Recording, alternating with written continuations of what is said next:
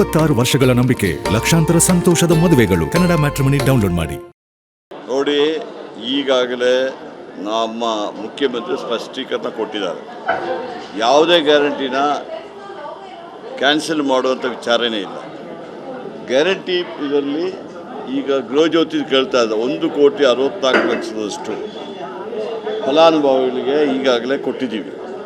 ಅದರಲ್ಲಿ ಈಗ ಕೆಲವರೆಲ್ಲ ಅರ್ಹರಲ್ಲದವರು ಸೇರಿದ್ದಾರೆ ಅಂತ ಹೇಳ್ಬಿಟ್ಟು ಕಂಪ್ಲೇಂಟ್ಗಳು ಬರ್ತಾಯಿದೆ. ಅದಕ್ಕೆ ನಾವು ವೆರಿಫಿಕೇಷನ್ ಮಾಡಲಿಕ್ಕೆ ಕೆಲವು ಮೋರ್ ಡೀಟೇಲ್ಸ್ ಕೇಳ್ತಾ ಇದ್ದೀವಿ ಹೊರತು ಯಾರೇ ಅರ್ಹರನ್ನು ಕ್ಯಾನ್ಸಲ್ ಮಾಡುವಂಥ ವಿಚಾರನ ಬರೋದಿಲ್ಲ.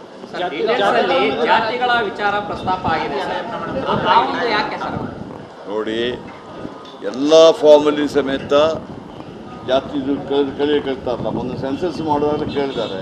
ಅದು ವಿಚಾರ ಬಂದದಕ್ಕೇನು ನಾವೇನು ತಪ್ಪು ಮಾಡ್ತೀವ?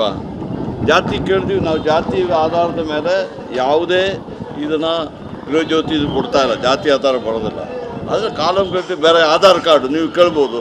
ಆಧಾರ್ ಕಾರ್ಡ್ ಯಾಕೆ ಕೇಳಿದ್ರ, ಅವ್ರದ್ದು ಮೊಬೈಲ್ ನಂಬರ್ ಯಾಕೆ ಕೇಳಿದ್ರ ಅಂದ್ಬಿಟ್ಟು ಅದೆಲ್ಲ ನಮಗೆ ಸಾಕಷ್ಟು ಮಾಹಿತಿ ನಮ್ಮ ಹತ್ರ ಇರಲಿ, ಡಾಟಾ ಇರಲಿ ಅಂತ ಕೇಳ್ತಾರೆ.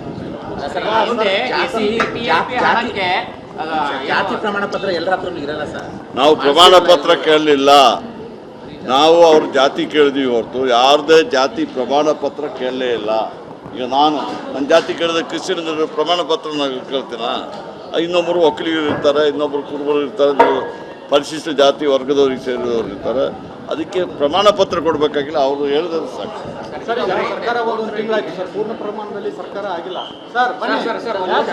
ಮುಖ್ಯಮಂತ್ರಿ ಹೇಳಿ ನೋಡಿ, ಈಗ ಅದನ್ನ ಮುಖ್ಯಮಂತ್ರಿಯವ್ರನ್ನ ಕೇಳಿ, ಹೈಕಮಾಂಡ್ ಅವ್ರನ್ನ ಕೇಳಿ, KPCC ಅಧ್ಯಕ್ಷರನ್ನ ಕೇಳಿ. ನಾನು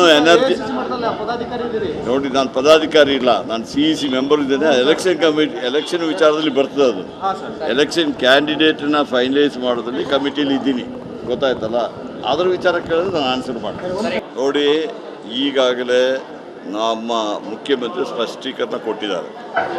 ಯಾವುದೇ ಗ್ಯಾರಂಟಿನ ಕ್ಯಾನ್ಸಲ್ ಮಾಡುವಂಥ ವಿಚಾರನೇ ಇಲ್ಲ.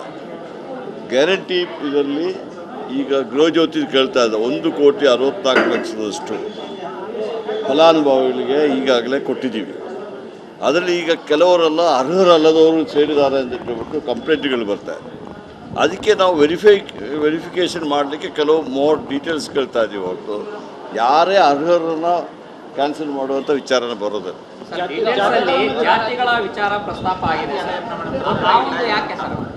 ನೋಡಿ, ಎಲ್ಲ ಫಾರ್ಮಲ್ಲಿ ಸಮೇತ ಜಾತಿ ಕೇಳ್ತಾರಲ್ಲ, ಒಂದು ಸೆನ್ಸಸ್ ಮಾಡೋದಾದ್ರೆ ಕೇಳಿದ್ದಾರೆ.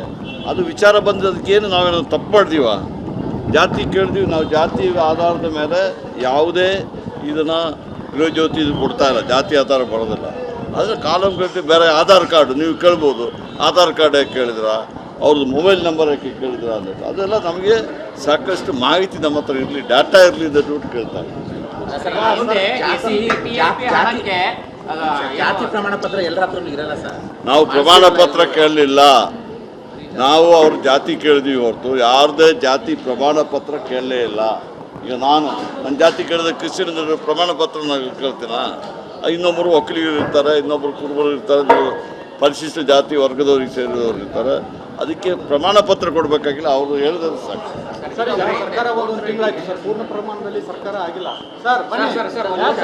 ಮುಖ್ಯಮಂತ್ರಿ ಹೇಳಿ ನೋಡಿ, ಈಗ ಅದನ್ನ ಮುಖ್ಯಮಂತ್ರಿಯವ್ರನ್ನ ಕೇಳಿ, ಹೈಕಮಾಂಡ್ ಅವ್ರನ್ನ ಕೇಳಿ, KPCC ಅಧ್ಯಕ್ಷರನ್ನ ಕೇಳಿ. ನಾನು ನೋಡಿ, ನಾನು ಪದಾಧಿಕಾರಿ ಇಲ್ಲ, ನಾನು CEC ಮೆಂಬರ್ ಇದ್ದೇನೆ. ಎಲೆಕ್ಷನ್ ಕಮಿಟಿ ಎಲೆಕ್ಷನ್ ವಿಚಾರದಲ್ಲಿ ಬರ್ತದೆ. ಅದು ಎಲೆಕ್ಷನ್ ಕ್ಯಾಂಡಿಡೇಟನ್ನ ಫೈನಲೈಸ್ ಮಾಡೋದ್ರಲ್ಲಿ ಕಮಿಟಿಯಲ್ಲಿ ಇದ್ದೀನಿ, ಗೊತ್ತಾಯ್ತಲ್ಲ. ಅದರ ವಿಚಾರ ಕೇಳಿದ್ರೆ ನಾನು ಆನ್ಸರ್ ಮಾಡ್ತೀನಿ. 26 ವರ್ಷಗಳ ನಂಬಿಕೆ, ಲಕ್ಷಾಂತರ ಸಂತೋಷದ ಮದುವೆಗಳು. ಕನ್ನಡ ಮ್ಯಾಟ್ರಿಮನಿ ಡೌನ್ಲೋಡ್ ಮಾಡಿ.